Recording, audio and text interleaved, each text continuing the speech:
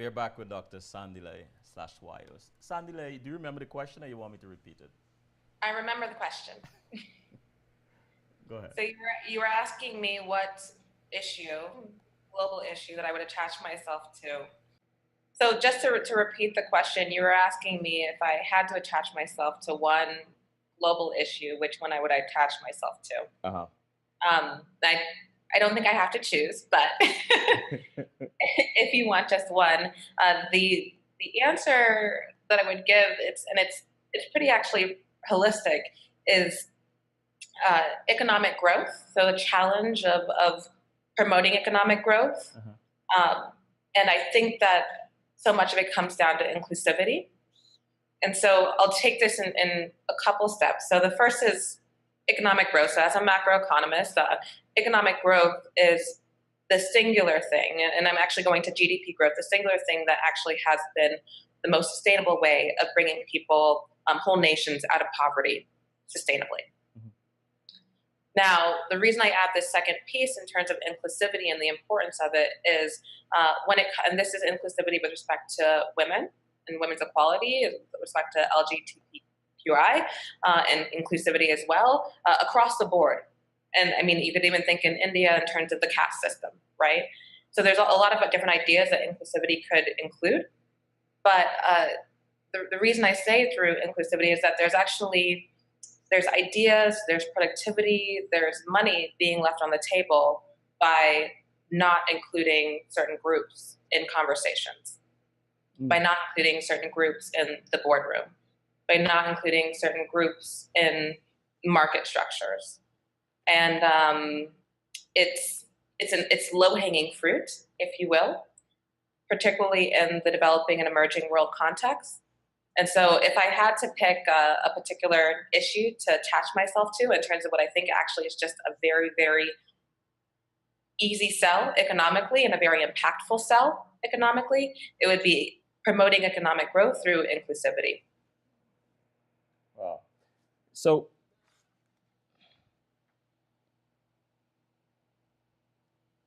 when you first started your program, your PhD program, Mm-hmm. what were some of your early challenges? Challenges with respect to, so just kind of more generally speaking. Yeah. So I'd say the workload, just the sheer exhaustion of being able to manage that workload. There was absolutely a question of whether I belonged in the profession. Although, again, the stubbornness aspect, I was like, who cares if they think I should be here or not?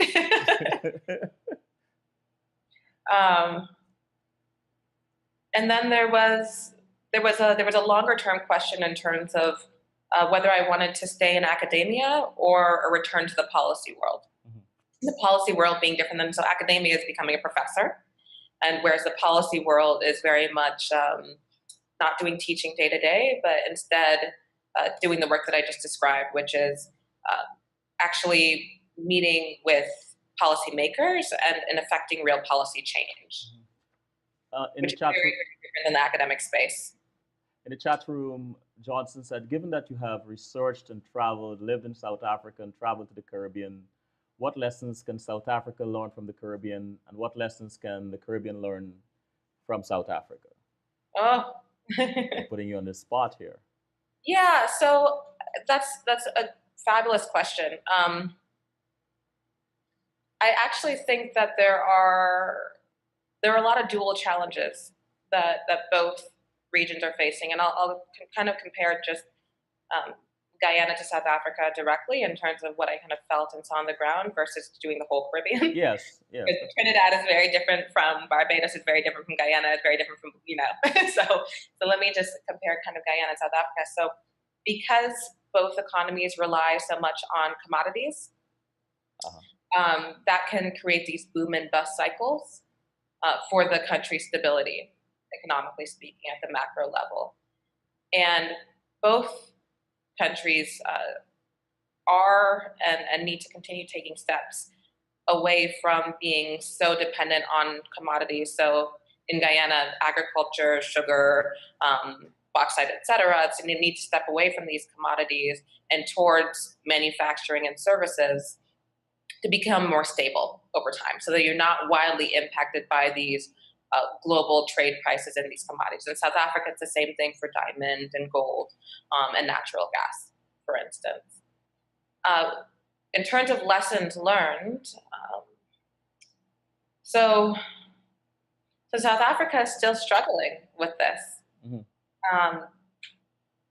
What has happened, though, is they're particularly focused in industries, the mining industry in particular, that's very capital intensive. And what that means is that it does not use very much labor.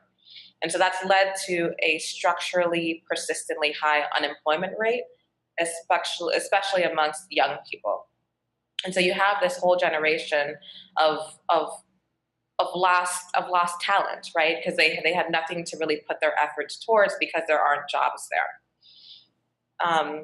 And so I think a lesson to Guyana, especially as it starts tooling up in the oil, and as it continues tooling up in terms of its natural resources that it's discovering in the interior, is to find some kind of balance for that. So there is this major technology boom, and you could go full technology and have two people, right, working in the interior, two people working out on the oil rigs. It's to find some kind of balance for that, where you are getting the jobs with it, and not just the tax revenues to government. So that would be a direction, I guess a lesson in that direction. Lessons learned from South Africa's experience is to have government somehow be a part of that process, if you will. And then in the other direction, in terms of what South Africa can learn from Guyana. So it's interesting. I think what I was very excited by, and I already kind of seen this on paper, is that Guyana did relatively well coming out of the global financial crisis, and they've had strong growth. They've had consistently higher growth than the rest of the region. And now there's this large conversation around what to do with the oil revenues once they do start coming through in 2020. There seems to be a turning point, and everyone in the country, especially with the new government coming in as well, everyone seems to be really excited about having that conversation and open to new ideas as well, and also willing to say what happened in the past did not trickle down to everybody in the economy, right? What happened in the past has not worked out for especially the very, very lower rung of society. And so how, going forward with this new government, with this oil money that's about to come in, how can we disrupt that dynamic? How can we make sure that more of this actually does come back to education and healthcare provision and infrastructure? And so the willingness to have those conversations, the willingness to kind of open up the field to lots of new ideas, to have the tough conversations. For instance, how much can Guyana absorb in a particular year of oil revenues? How much can you actually say, okay, the oil revenue is coming in, how much can we use? How many roads can we build that quickly? How many schools can we upgrade that quickly? There's an actual number that can be attached to that. So the willingness to have those conversations and the openness of that new government to do so, I think is a lesson that South Africa should absolutely be having, is let's disrupt this and think about new ideas, because what's working, what's happened in the past has not worked now. Maybe you should have a conversation like that on one of my Sunday afternoon programs, and invite you to be part of a panel, Sandile. Oh, sure. Yes, I'd absolutely love to. Yeah. The next question, Michelle Mickle-Foster. Hi, Sandile. I am enjoying your interview. Do you ever have the opportunity to reach back and inspire young ladies needing an example of who they can become? I do. So part of my decision to leave academia, the reason that it was so fraught, is because I loved teaching. I loved the interacting with students. I loved mentoring. And so the idea of leaving that behind, actually, more than anything, was what really it was difficult. It made leaving academia difficult, because I had this direct path back to these young women, especially. At Berkeley, I was part of the leadership of this organization called Women in Economics at Berkeley, and it was meant to bring more women into majoring in economics and then filter them through the pipeline all the way to full professor at the end of the day, but obviously through the PhD process as well. And so as part of that, we formed an undergraduate women in economics group. And so there was a lot of mentoring going on there. In particular, I have 3 or 4 mentors that are still at Berkeley now that are filtering through and coming up through that process. I also have mentees throughout the country that are in various stages. So some are finishing up their sociology PhDs at Harvard.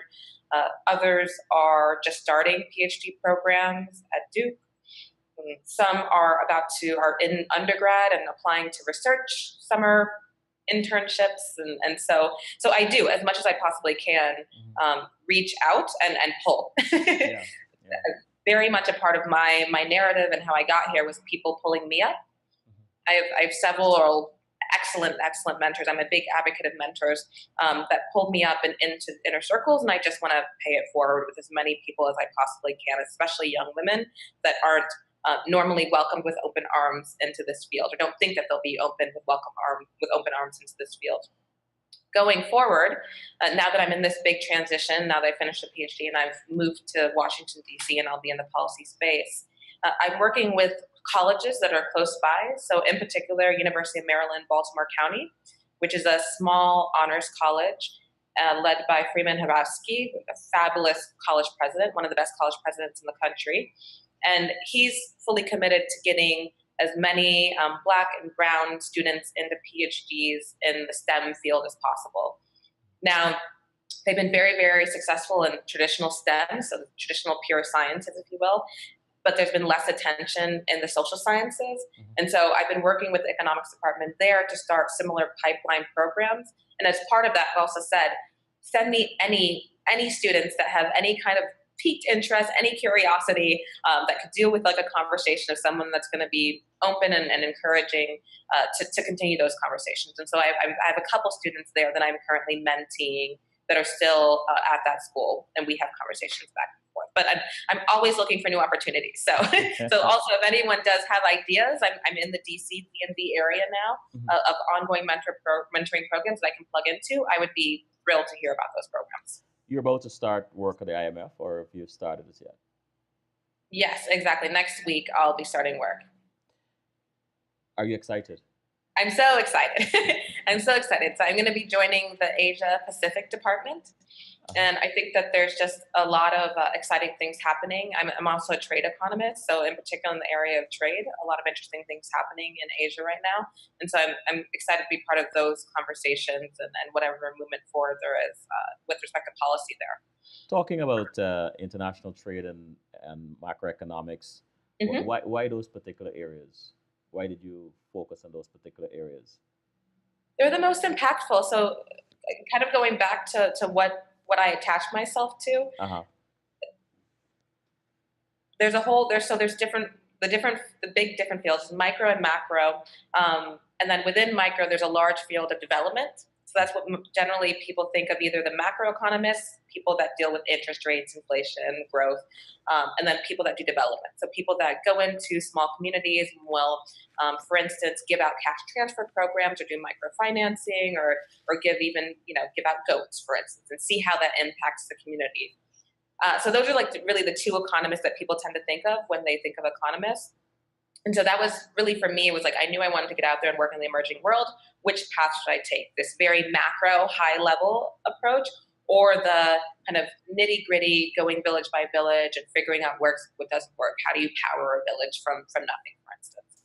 And I decided to take the macro approach just because I think that it's going to impact the most people in the long run.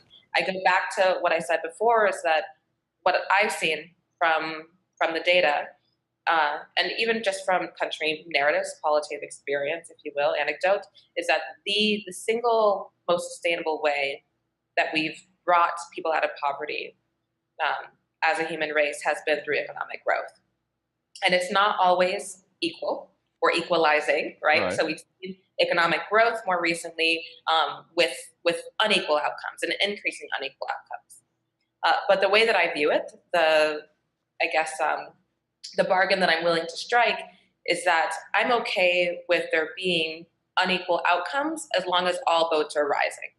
Oh, that's interesting. And so, so that's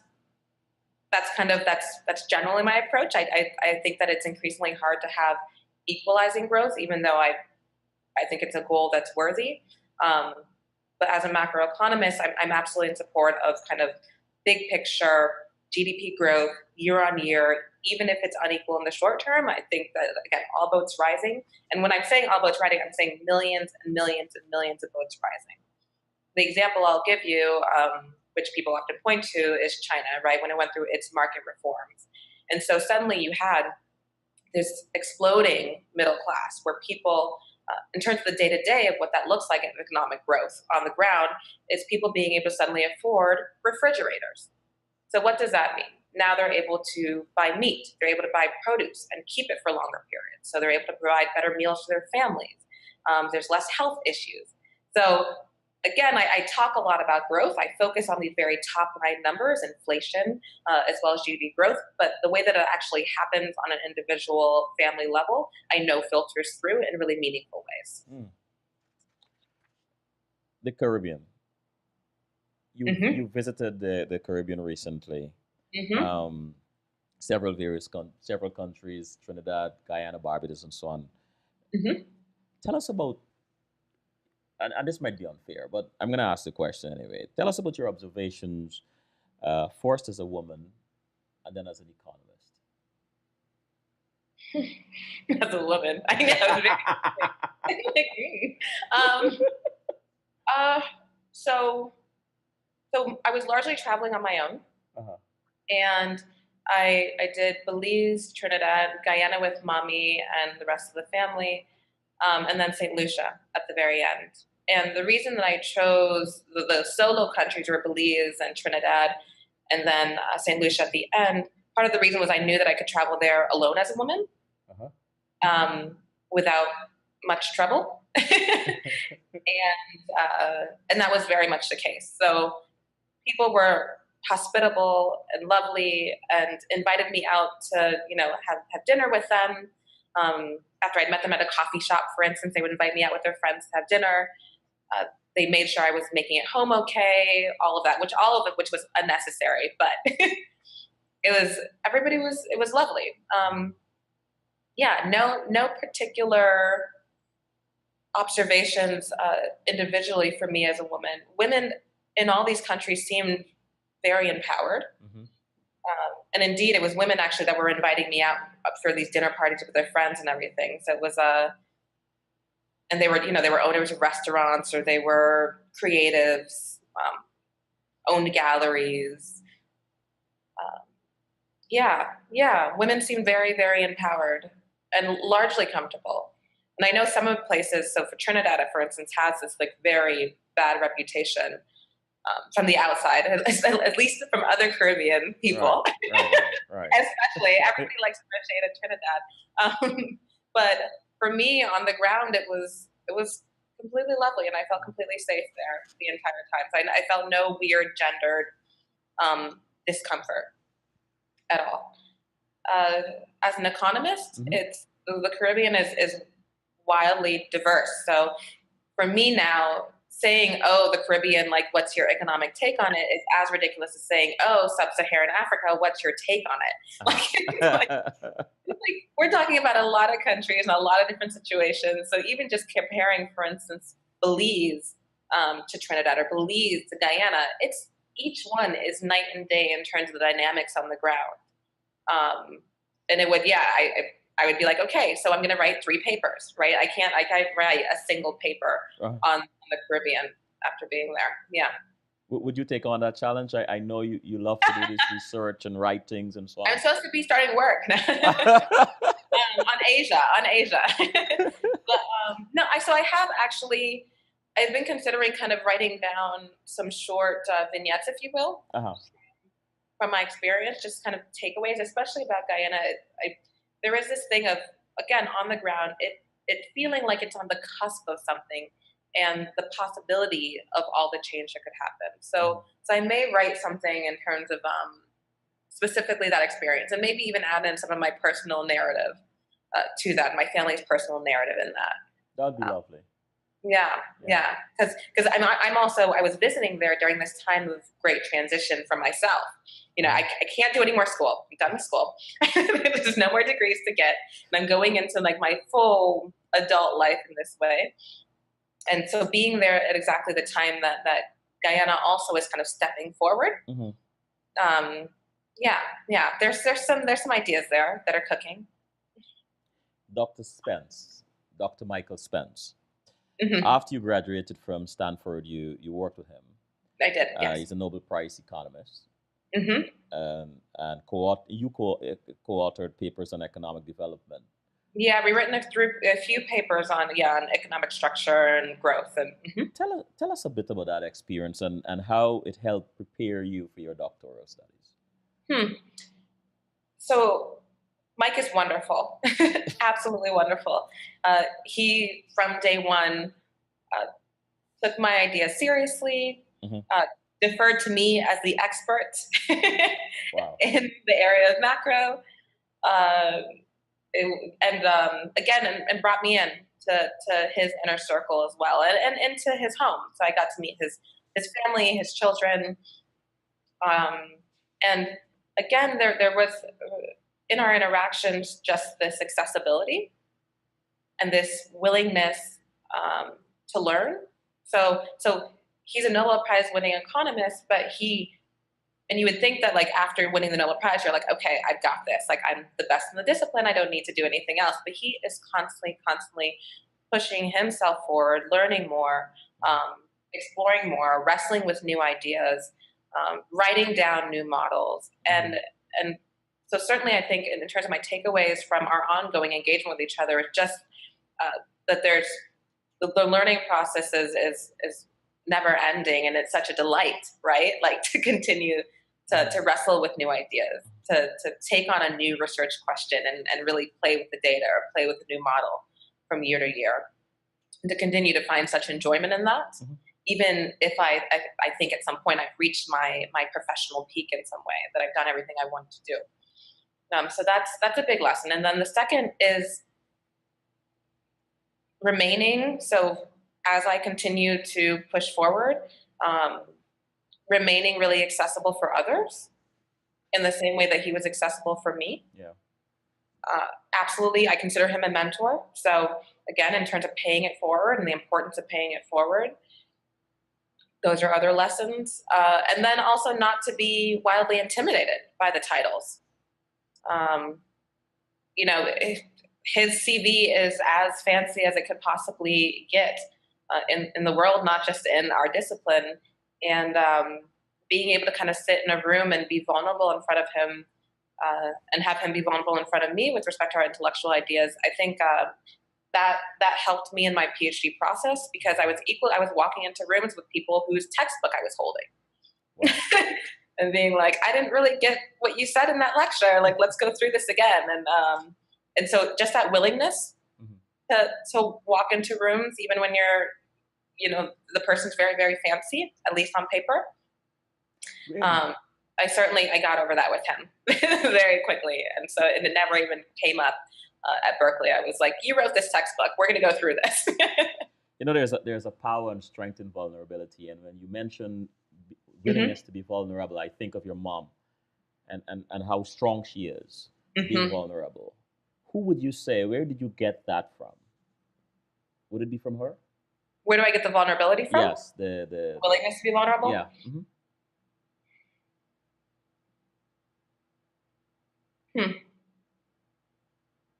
There's actually so mommy can be vulnerable, but I actually think I get this more from my girlfriends, at Spelman in particular. I have a very close knit group of women that I'm still close to. In particular, one of my best friends, Brahani,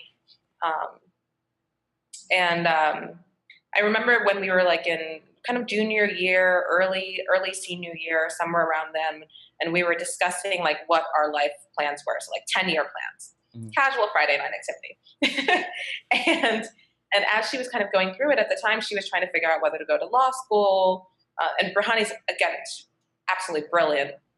And it kind of, she could have done anything and been really great at it. And at the time, she wasn't really sure of what she wanted to do. And she said, I'm getting more comfortable in saying, I don't know.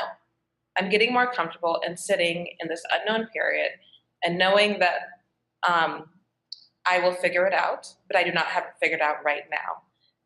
And that like blew my mind. That's like not my personality, not generally how I like approach life. I'm like, there needs to be a plan. There needs to be a 10-step plan. And so I think sitting with her in that moment and seeing also, by the way, how it's all turned out, which is, she's now the social media director for Essence Magazine. Again, she's brilliant. Seeing how it all turned out, like that's over time made me much more comfortable with sitting in uncertainty, sitting in places where I know what my truth is, maybe in a particular moment, but not anywhere beyond that moment. And still being secure in myself in that space. Yeah. So I'd say, and I can think of actually a few more girlfriends also that have like taught me that lesson. Absolutely. What are most people surprised to learn about you when they get to know you?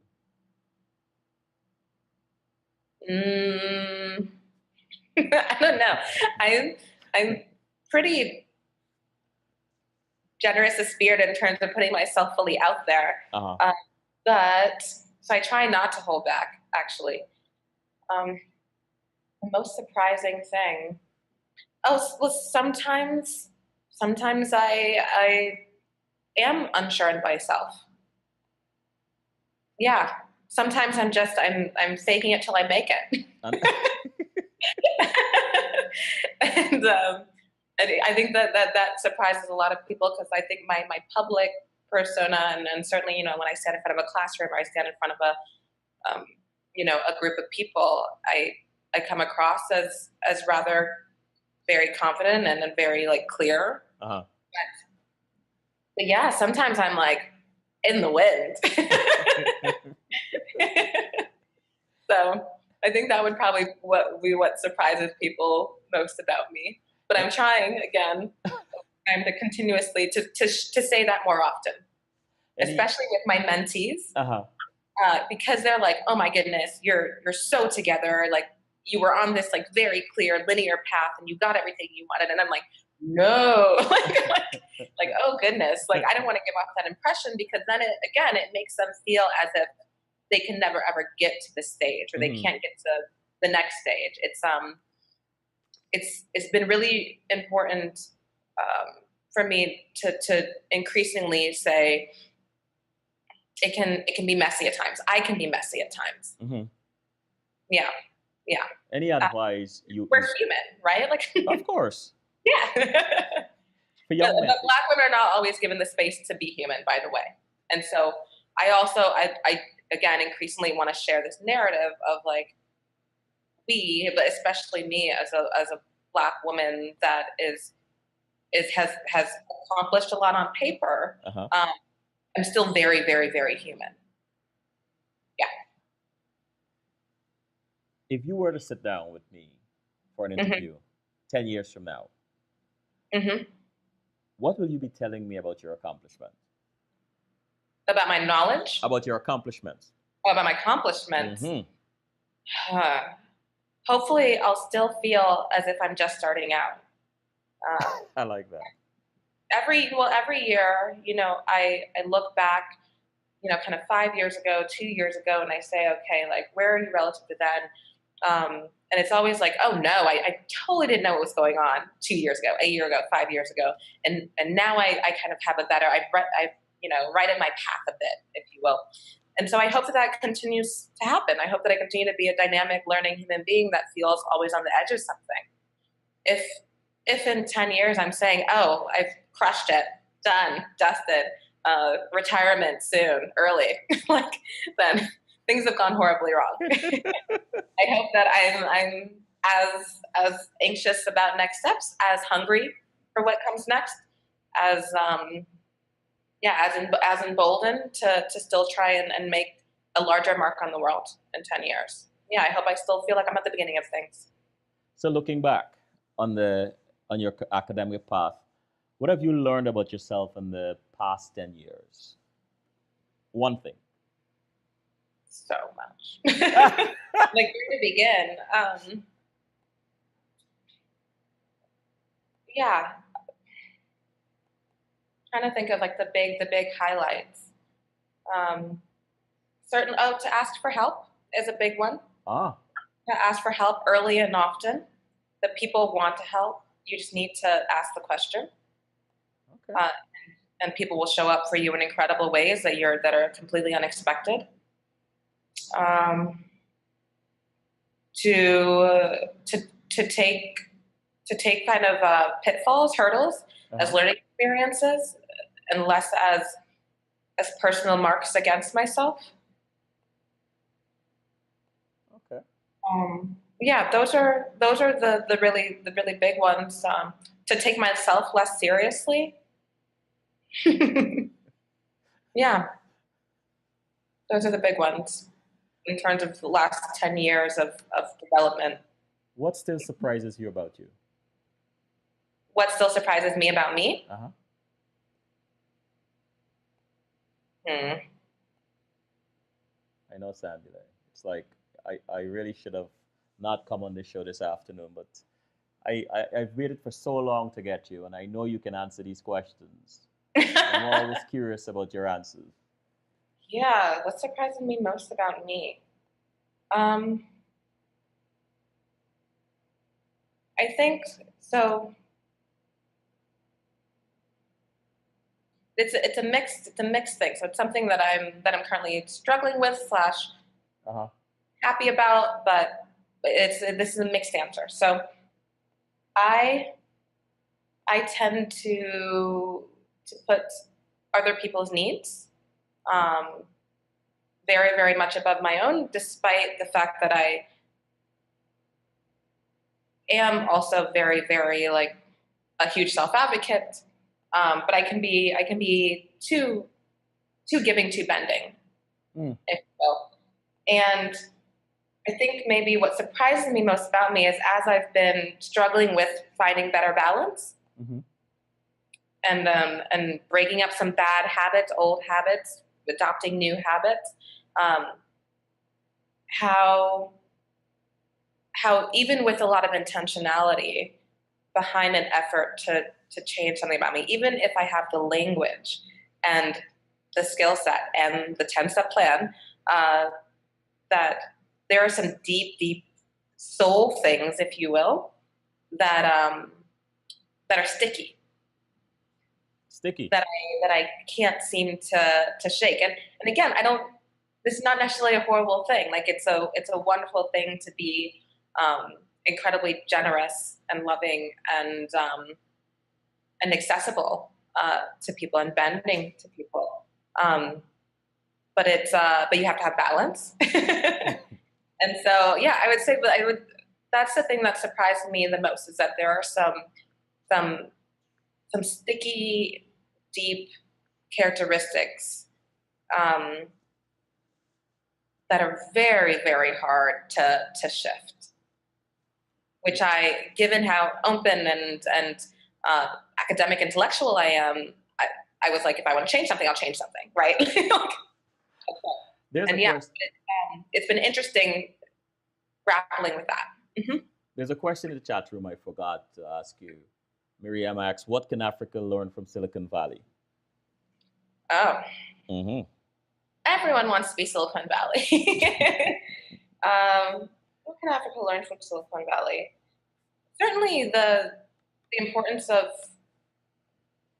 a lot of really, really high-skilled people, creative, high-skilled people, being in a small space. So Silicon Valley is not Silicon Valley just because there's all these smart people in the world in general that work in these tech companies. Silicon Valley is Silicon Valley because of how compact it is, how concentrated this wealth of humans is. And so some of the ways that shows up, of course, is you get all these investors and you get all of these people with ideas matching all the time. And the investors are right there so they can meet in person. So that's just like a simple geography kind of nice thing. Other ways are, if I decide to leave Google, I can get 7 other jobs at all these other fancy areas tomorrow, right? So that also encourages people to stay in the area. It also encourages people to continue to tool up, to continue learning, to stay on the edge of whatever is the coolest new thing in Silicon Valley. And so those would be the 2 lessons. Is number one, really make sure that there are strong incentives for people to be their absolute best, and to create an environment, like literally a geographical space, wherein the money can match with the ideas. And so whatever that infrastructure needs to look like to encourage that, throw efforts behind that. You have traveled extensively, Sandile. Mm-hmm. So if you had to go to your favorite place to relax, Mm-hmm. with your favorite book or thing to read, Mm-hmm. your favorite drink and your favorite music, Okay. where would this place be? What would you be reading? What would you be drinking? And what would you be listening to? All of it. No. So it would be, so all the things would be, I would be in the Seychelles on an island called La Digue. And you can basically only get there via ferry from Praslin or Mahe, the main island. And there's no cars on the island. There's only bicycles and really large tortoises. Other modes of transportation for babies. And there's these guys that sell fruit like on these beaches, which are effectively private beaches because it's just such a low population island. And so you like kind of meander through the forest and you end up in these little cove beaches, and there's a fruit man that happens to kind of be nearby, and he's cutting up all these wildly exotic fruits, and it's just the perfect moment. What I would be drinking is probably something really refreshing. So something, so water, of course, on the side, stay hydrated, always. But maybe like a gin and tonic, something light, or a mojito, something very refreshing. And then I'd be reading everything. So Chimamanda Adichie is one of my favorites. I love Octavia Butler. I've been just recently getting into her this past summer. So that would be my happy place. Music would be some like folksy, fun, like Tracy Chapman or something. Yeah. That sounds like a relaxing day. That sounds good. If you were to eavesdrop your parents telling a stranger about you, what would your mom say? And if your dad were alive, of course, what would he say? How would he describe you? Mommy would be saying she's very proud of me.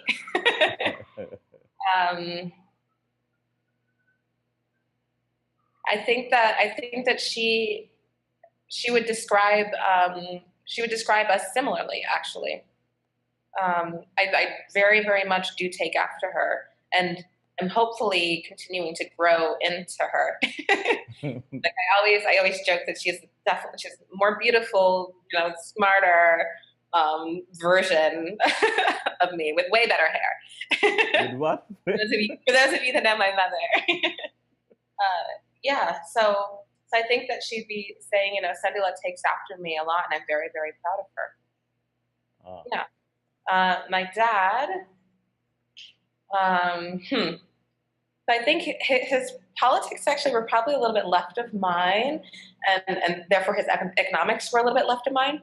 So I think that he would probably be saying, I'm very proud of her, but, she's been ruined by like the neoliberals. Something to that effect. We would have really, really amazing debates about the future of the world economy, and in particular what to do in emerging markets and developing countries, and how to inclusively make sure that people are moving forward. Yeah. What do you miss most about him? The gut response is his laughter and how I felt around him, which was just wholly loved. And like a mini superhero. He used to take me to his classes. Again, he was a professor of education, and so he's teaching pedagogy, and I think he used to use me as an example of like, if you have high expectations and your child can read at an early age, and I'd be like sitting there reading in front of them like a whole classroom, a whole lecture hall. So I always felt very centered, like I was incredibly special. When are you most happy? Sorry? When are you most happy? When am I most happy? Mm-hmm. Right after a really great conversation with another human, where I feel like we've like really connected. Yeah. What are you most proud of?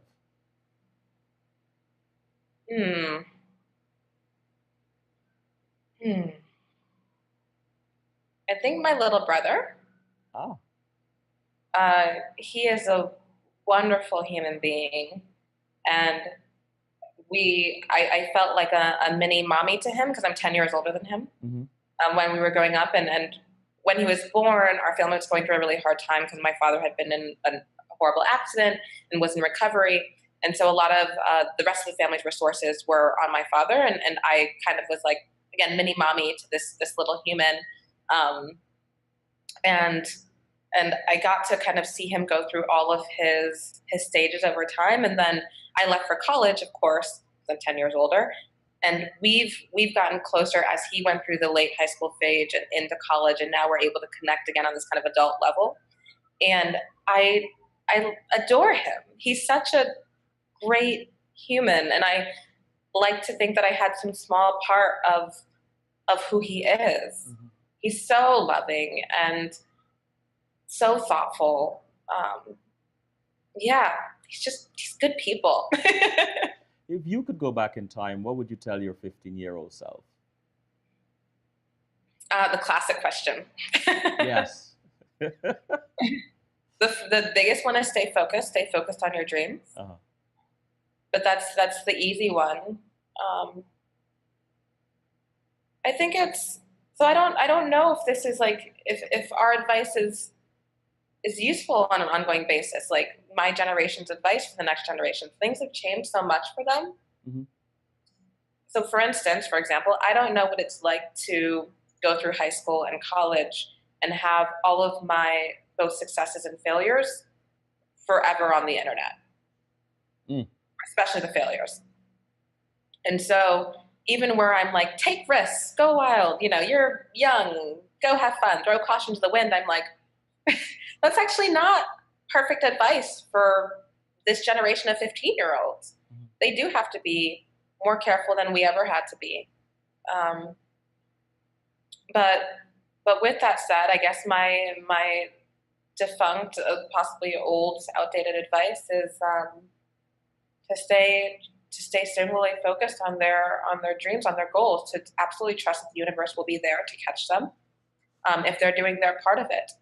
Become the experts in something, and have that something be something you're actually passionate about. There's nothing more tragic than to see somebody that's become an expert in something that they don't care anything about. Wow. Last question. Yeah. What makes you laugh out loud? What makes me think about that? No, what makes you laugh out loud?